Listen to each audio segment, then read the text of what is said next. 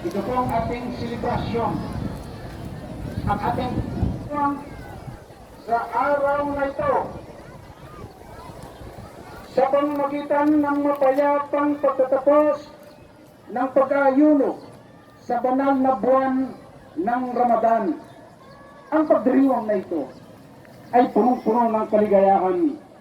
Liwanag sa puso ng bawat nagtugon sa kahilingan ng dakilang Allah Ta'ala.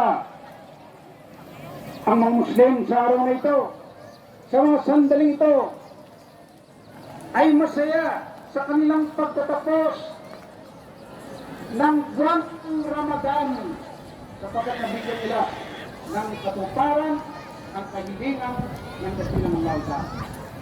Ang mga Muslim sa iba't ibang panig ng daigdig, saan man tayo sa lumpalok ng mundo, ay nagsisilabak sila mula sa kanilang mga tahanan upang gumitain ang pagdiriwang ng Eid al-Fitr.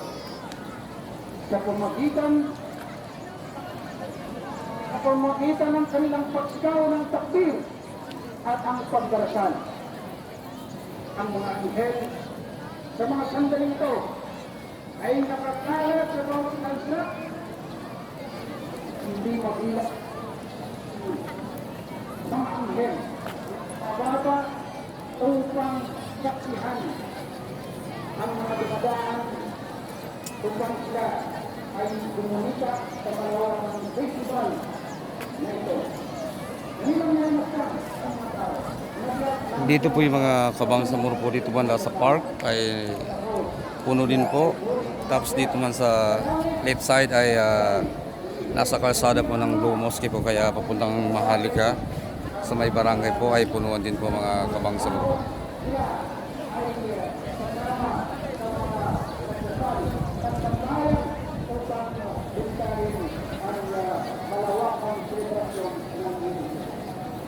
Doon po ang dulo po.